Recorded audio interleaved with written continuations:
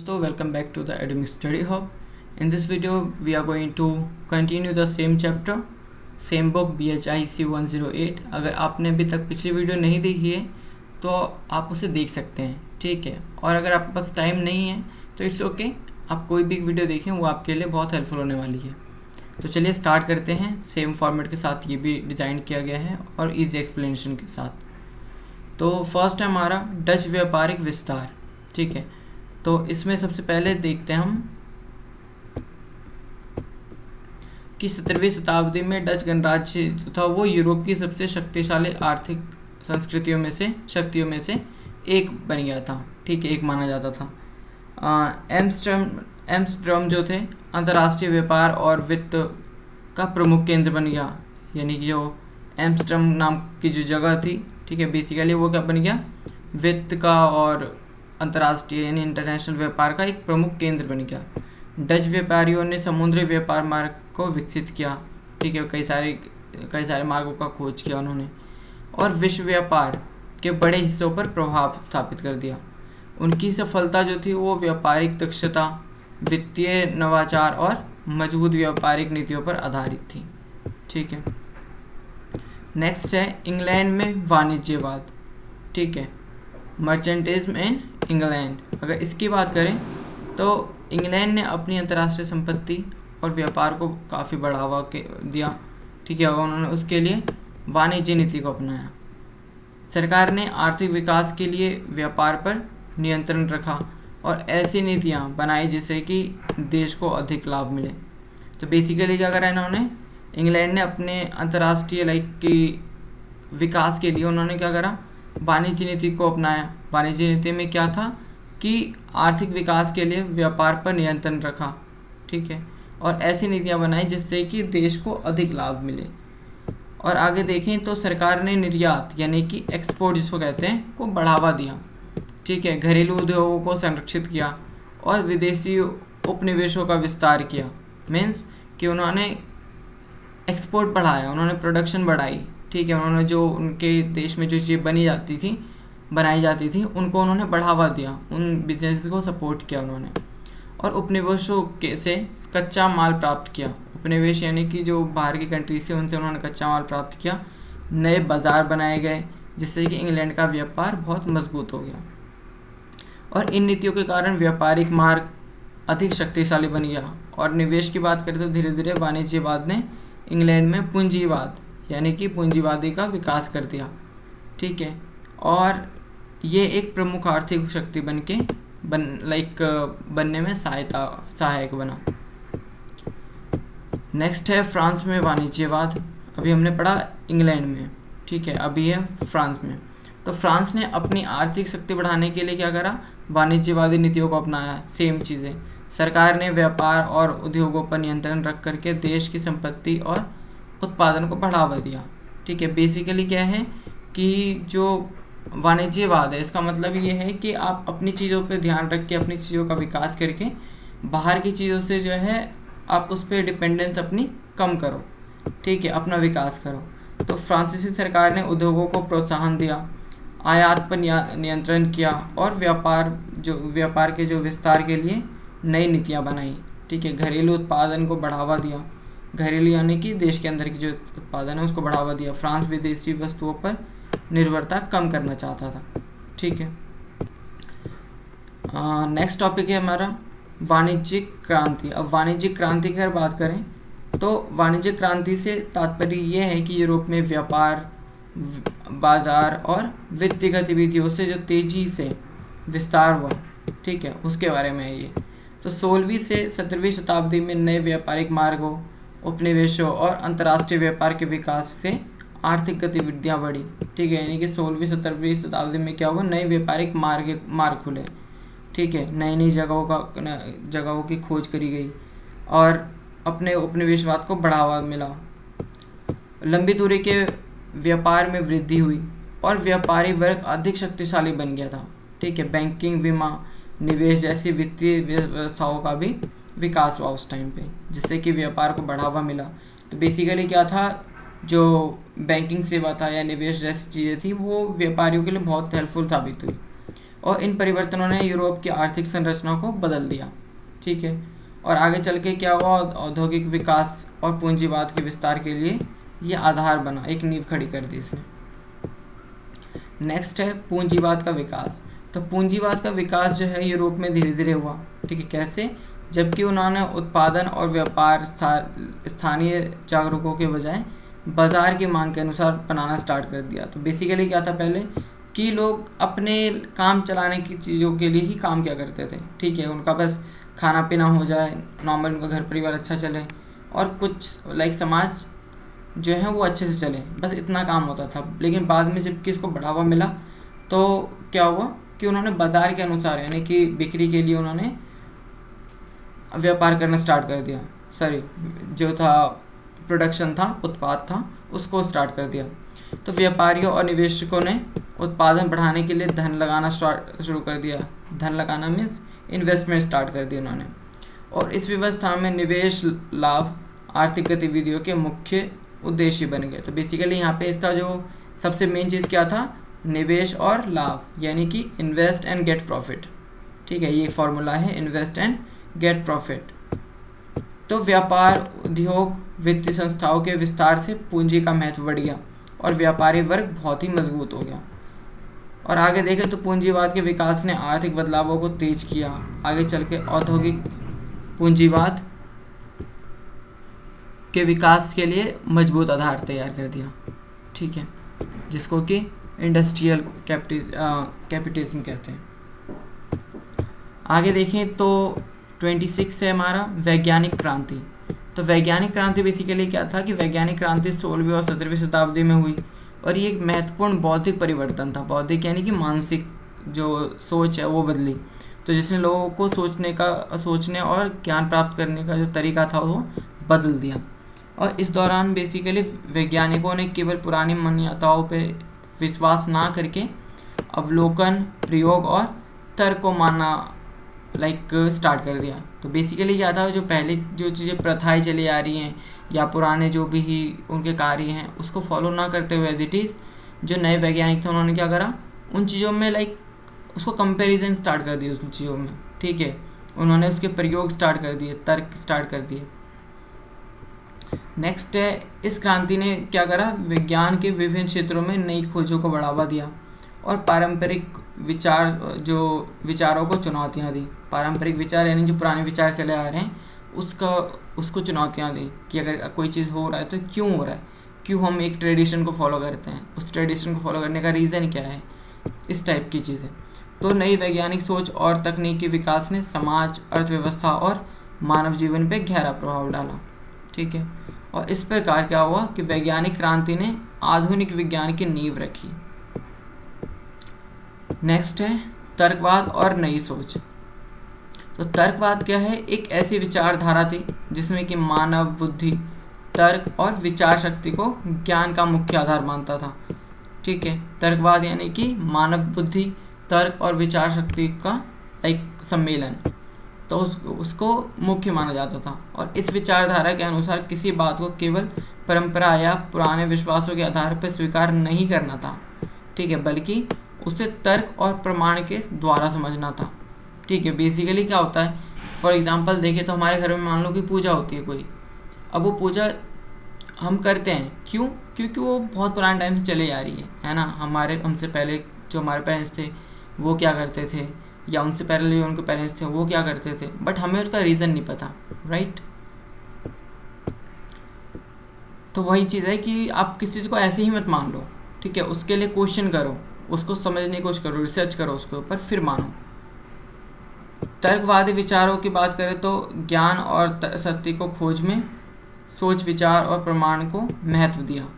ठीक है, किसके, सत्य और खोज, ज्ञान और सत्य की खोज में उन्होंने सोच और विचार को महत्व दिया। और इससे जो था दर्शन, राजनीति और समाज के क्षेत्र में नए विचारों का विकास हुआ। ठीक है, साथ ही साथ लोगों की सोच अधिक वैज्ञानिक तथा स्वतंत्र बनने लग गई। और इस प्रकार क्या हुआ, तर्कवाद ने आधुनिक विचारों के विकास और सामाजिक परिवर्तन में महत्वपूर्ण भूमिका निभाई। नेक्स्ट है 28 ज्ञानोदय आंदोलन। तो ज्ञानोदय आंदोलन क्या था कि ज्ञानोदय आंदोलन 17वीं और 18वीं शताब्दी का एक महत्वपूर्ण बौद्धिक आंदोलन माना जाता है, जिसमें कि तर्क, स्वतंत्रता और आलोचनात्मक सोच को महत्व दिया गया।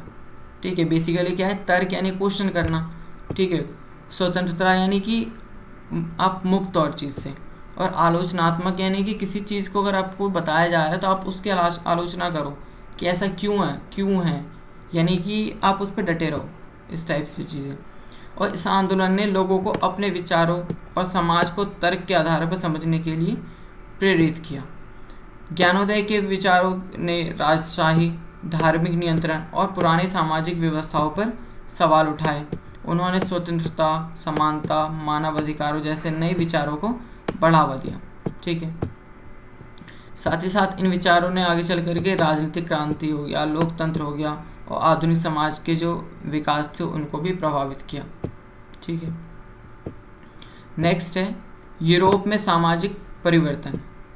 तो व्यापार, आर्थिक विकास और नई आर्थिक गतिविधियों के कारण क्या हुआ, यूरोपीय समाज में महत्वपूर्ण परिवर्तन आए। व्यापार उद्योग के विस्तार से व्यापारी वर्ग जो था वो अधिक शक्तिशाली और प्रभावशाली बनने लग गया, और साथ ही साथ धीरे धीरे क्या हुआ, सामंती व्यवस्था कमज़ोर होने लग गई, क्योंकि धन व्यापार का जो था महत्व वो बढ़ गया था। आगे चल के लोगों ने अपनी आर्थिक स्थिति सुधारने के लिए सामाजिक स्तर पर बदलने के नए अवसर मिलने लग गए। ठीक है, और इस प्रकार यूरोप में सामाजिक गतिशीलता जो थी वो बढ़ गई, और समाज की जो पारंपरिक संरचना थी वो धीरे धीरे उसमें बदलाव आया। ठीक है, जो हम अब हमारा जो नेक्स्ट टॉपिक है वो है निरंकुश राजतंत्र। ठीक है, तो निरंकुश का सबसे पहले मतलब बता दूं मैं आपको। निरंकुश का मतलब होता है जिस पे कोई अंकुश यानी कोई रुकावट ना हो जिनके आगे। ठीक है, तो राजतंत्र का मतलब है कि बिना किसी रुकावट के राजतंत्र। तो निरंकुश राजतंत्र एक ऐसी राजनीतिक व्यवस्था थी जिसमें राजा के हाथों में लगभग पूरी सत्ता केंद्रित होती थी। ठीक है, यानी कि हर एक चीज़ का जो अधिकार है वो राजा के पास होता था। राजा राज्य के प्रमुख निर्णय के स्वयं ही लेते थे, यानी कि जो भी प्रमुख निर्णय है राज्य के लिए, क्या सही है क्या गलत है, वो पूरे निर्णय कौन लेगा, राजा लेगा। शासन पर उसका पूर्ण नियंत्रण होता था। ठीक है, साथ ही इस व्यवस्था में राजा प्रशासन, कर व्यवस्था, सेना को नियंत्रित करता था, और इससे क्या हुआ कि कई यूरोपीय देशों में केंद्रीय सरकार और राजसत्ता में मजबूत हुई। ठीक है, यानी कि बेसिकली क्या हुआ, राजसत्ता मजबूत कैसे हुई, क्योंकि लोगों को बोलने का अधिकार नहीं था। ठीक है, जो भी शासन है, जो भी शासक है वहाँ का, वही सारे अधिकार देगा उनको या सारे फैसले लेगा उनके लिए। तो इसलिए क्या हुआ, उनके ऊपर कोई आवाज़ उठाने वाला नहीं है, तो इसलिए उनकी जो सत्ता थी वो मजबूत हुई। हालांकि निरंकुश राजतंत्र में जनता की राजनीतिक भागीदारी सीमित थी, है ना, क्योंकि जो अधिकार थे वो राजा के पास होते थे, और इस प्रकार इस व्यवस्था ने यूरोप में मजबूत केंद्रीय राज्यों के निर्माण में महत्वपूर्ण भूमिका निभाई। ठीक है, तो ये निरंकुश राजतंत्र जो है बहुत इंपॉर्टेंट है। अगर आपको याद नहीं रहता ना तो आप सिंपल लिख सकते हो, लाइक आपको याद होना चाहिए कि निरंकुश मीन्स जिसके ऊपर कोई अंकुश ना हो। अंकुश मीन्स होता है रुकावट। ठीक है, तो वैसा राजतंत्र कैसे चलेगा आप ये यहाँ लिख सकते हो। राजा अपनी मर्जी से जो चाहे वो कर सकता है। अब नेक्स्ट क्या है, संवैधानिक राजतंत्र। यानी कि पहला हमने कौन सा पढ़ा, अभी पहला हमने पढ़ा निरंकुश राजतंत्र, और दूसरा पढ़ रहे हैं संवैधानिक राजतंत्र कि अब संविधान के अनुसार कैसा रहेगा।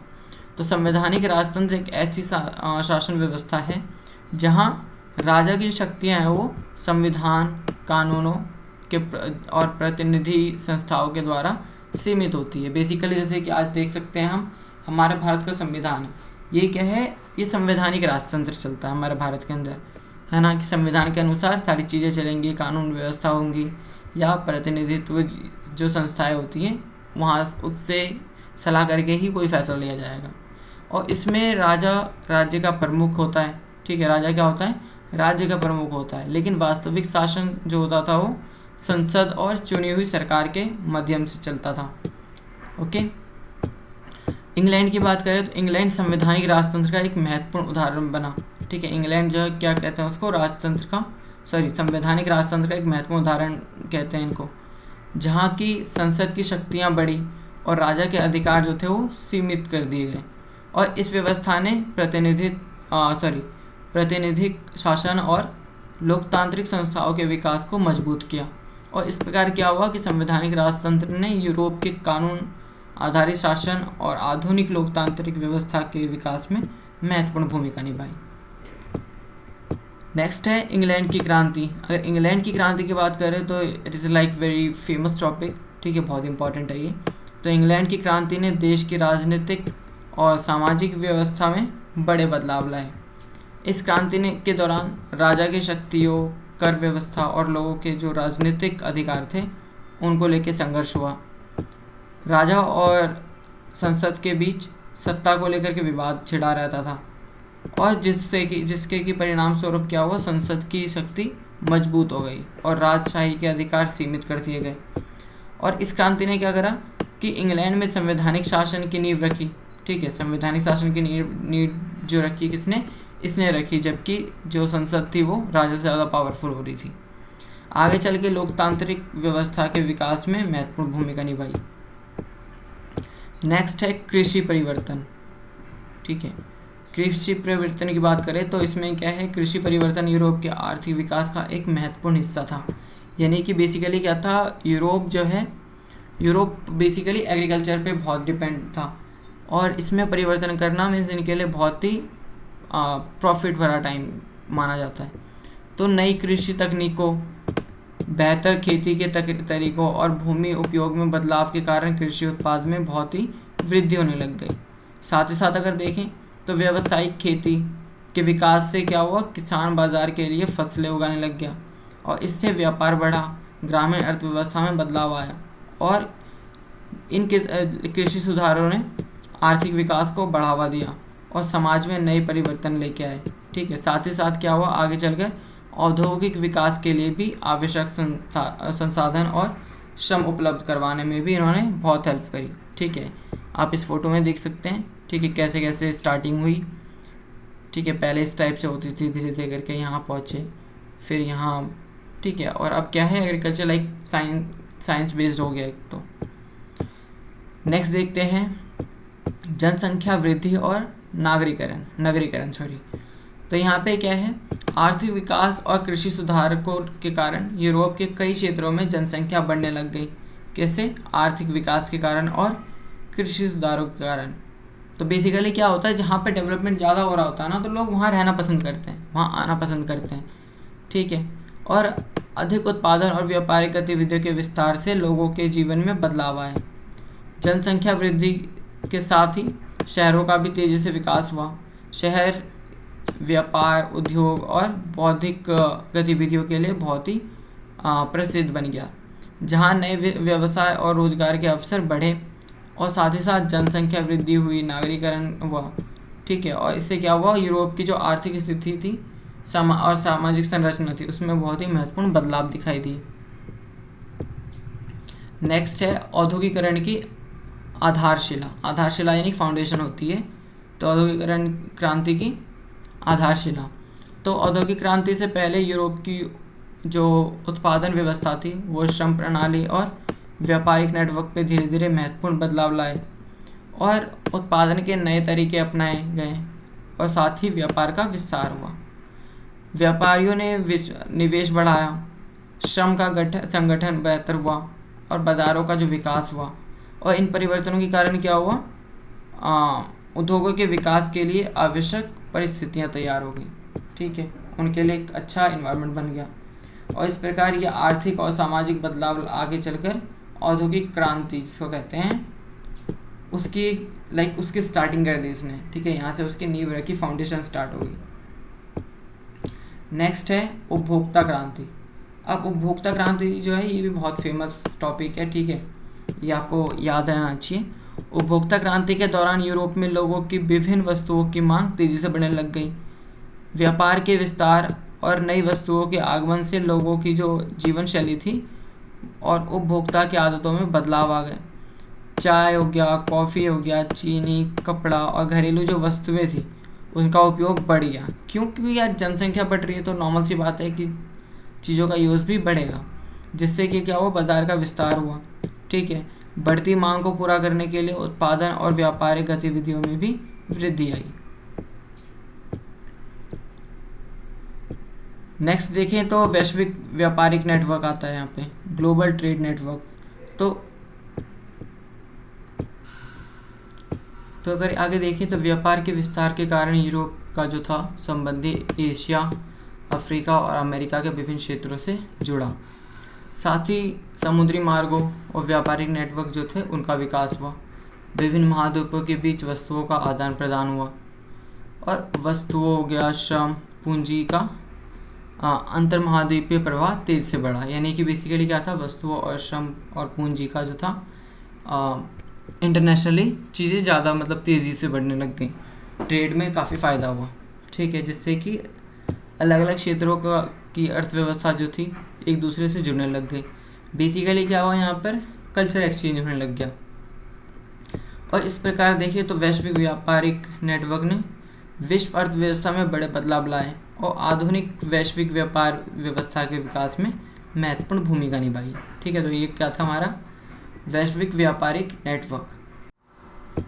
अब आता है हमारा 38 टॉपिक, औपनिवेशिक आर्थिक संरचना।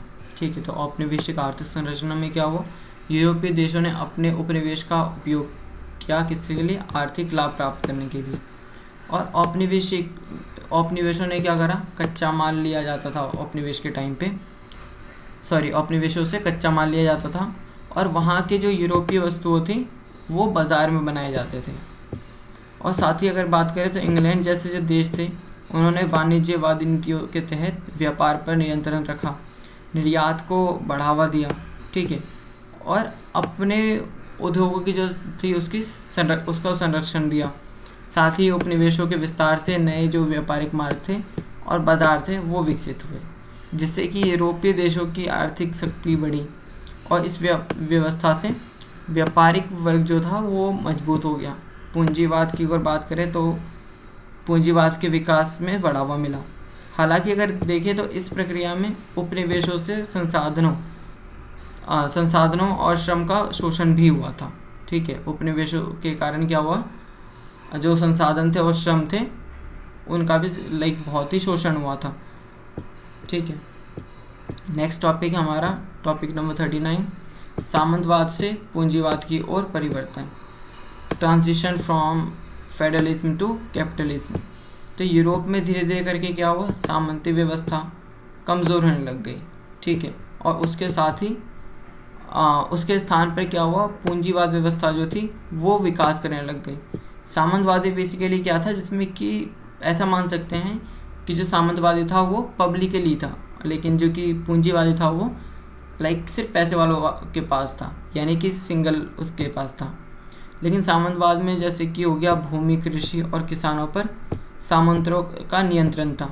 ठीक है, सामंत बेसिकली वही होते थे जो अमीर लोग हुआ करते थे ना, जिनको कि ज़मीनें दी जाती थी किंग्स वगैरह के द्वारा, वो होते थे। तो किसानों पर सामंतों का नियंत्रण था, जबकि पूंजीवाद में व्यापार, उद्योग, निवेश और लाभ को अधिक महत्व दिया गया। ठीक है, व्यापार के विस्तार की अगर बात करें तो नए बाजारों की खोज हुई, बैंकिंग व्यवस्था के विकास हुए और व्यापारी वर्ग जो था वो मजबूत होने से आर्थिक और सामाजिक बदलाव आए और धीरे धीरे करके धन और व्यापार का जो था वो महत्व बढ़ा तथा कई किसान और व्यापारी जो पुराने सामंती संबंधों से थे वो बाहर आने लग गए। और इस परिवर्तन ने क्या करा, यूरोप की आर्थिक संरचना को बदल दिया और आगे चलकर औद्योगिक क्रांति तथा आधुनिक पूंजीवादी समाज के विकास के लिए आधार तैयार हो गया। ठीक है, तो ये हमने ख़त्म करा कौन सा, ये हमने ख़त्म करा सामंतवाद से पूंजीवाद का।